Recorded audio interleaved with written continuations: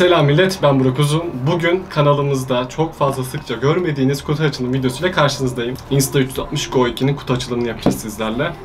Öncelikle bu videonun devamını hiç atlamadan izleyin arkadaşlar. Çünkü sosyal medya için bence gerçekten çok kullanışlı bir kamera olduğunu düşünüyorum. Ve bunu zaten size ilerleyen dakikalarda gösteriyor olacağım. Dilerseniz bu minik canavarı açalım öncelikle. Sonra anlatmaya geçelim. From myself, change my DNA and be somebody else. I've been trying to escape, trying to change my skin. I ever really wanted. Insta360 Go 2 ile çekiyorum yine. Evet, kutuyu açıyoruz arkadaşlar. Bizi ebatı o kadar ufak ki, gerçekten o kadar ufak ki, baksanıza şuna. Bu bir yapışkan değil, tamamen mıknatıs. Şu şekilde. Çıkartıyorum ve kenara alıyorum. İçinde öncelikle tişörtümüzün ya da bir montun içine kolye gibi astığımız bir aparat var. Şu şekilde açtım. Burada modlar yazıyor yine. Burada şeyler var. Kutunun içerisinden bunlar çıkıyor tamamen. Bu zaten hem içindeki dosyaları aktarmak için hem de şarj etmek için kullanılan kablo. Şimdi bu arkadaşlar birbirleriyle entegre olurken şu kolyeden başlayayım yani size göstermeye. Buradan uzatabilirsiniz. Bunu alıyorum. Tişörtümün içine atıyorum. Kamerayı tutuyorum lensinden. Ve bakın. Bu kadar basit. Yani bilmiyorum, bu benim çok hoşuma gitti. Kamera oldukça ufak. Kameranın ufak olması zaten buradaki mıknatıs çok kuvvetli olduğu için oldukça sıkı bir şekilde tutabiliyor. Ağır bir şey değil yani. Rahatlıkla üstüne hatta koşarak bile gidebilirsin yani. Bunun sallanması hiçbir şekilde sıkıntı yaratmıyor. Şu aklınıza gelebilir. Şu an tişörtte olduğu için mesela şu şekilde sallanıyor. Ama bunun içerisindeki stabilizasyonlar sayesinde görüntüdeki oluşan titreşimi komple bertaraf ediyor.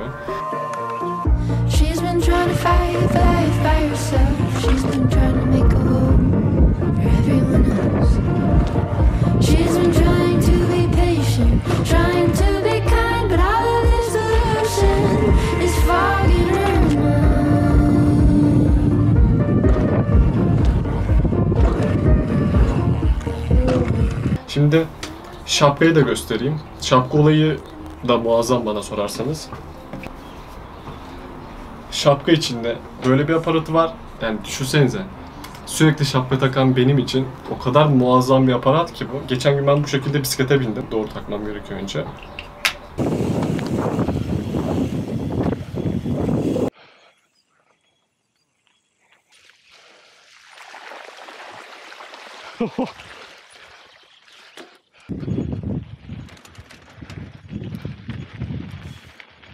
Buradan bu şekilde açısını da ayarlayabiliyorsunuz. Ben gerçekten çok beğendim. Birçok noktada kullanıyor olacağım.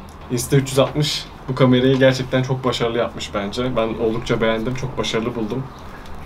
Kabından bahsedeyim. Kabıyla birlikte şu şekilde çekimler de yapabilirsiniz bu şekilde. Çünkü o zaman şarjı daha çok uzun gidiyor. Normal şartlarda bunu çıkarttığınız zaman bir yarım saatlik ömrü var arkadaşımızın. Ama bununla birlikte kullandığınız zaman 150 dakika kadar çıkıyor. Bu kamerada SD kart girişi yok, fark ettiyseniz. Hiçbir yerde bir SD kart girişi yok. İçerisinde dahili 32 GB hafızası var ve bittikçe bu kablo sayesinde boşaltıyorsunuz. Buradan şu şekilde şarj ediyorsunuz ve aynı zamanda tripod girişi de var arkadaşımızın. Ve bence çok sevimli ya. Yani bunun kendi başına bir tripod olması da çok esprili. Ufak olması hoşumuza gitti bizim. Yani siz ne diyorsunuz? Onu da yorumlarda yazarsanız sevinirim. Ağırlığından bahsedeyim. Kendisi 27 gram. Yani yok gibi bir şey baktığınız zaman. Bunun yanına bir ölçek koysak. Mesela telefonumu göstereyim. Aslında gerçekten ufak yani. 27 gram zaten yok gibi bir şey. İçerisinde flow state stabilizasyon ve horizon lock var. Horizon lock da aslında virajlarda yatıyoruz şu şekilde, eğimlerde normalde kamera bununla birlikte dönüyor ya. Bunu kilitliyor yani, bu aslında 360 derece çekebiliyor. siz bunu çevirseniz bile karşı taraf bakar bir şekilde görüntüyü devam ettirebiliyor. Sizlere şimdi Hyperlapse'den bahsedeyim, Slow Motion'dan bahsedeyim, bunları göstereyim.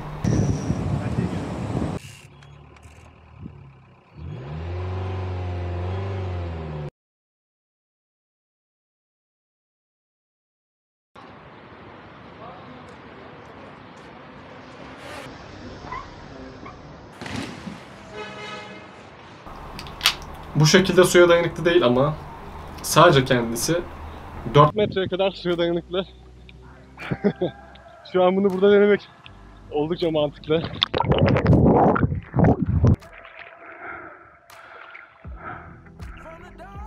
Bu su geçiriyor, yani bu yanlış anlaşılmasın, 4 metreye kadar suya dayanıklı. Herhalde ufak olduğu için çok fazla bir basınca dayanmıyor, o yüzden 4 metre demişler.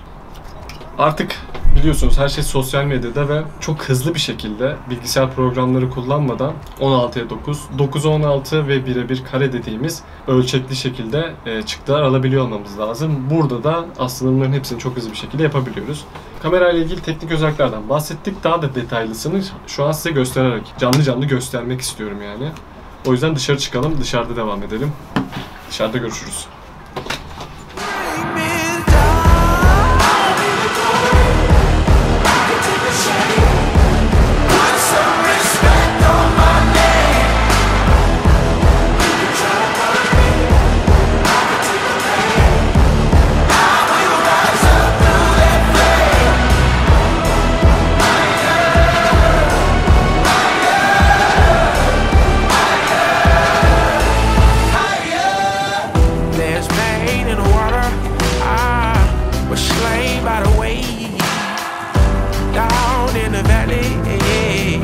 I received my praise.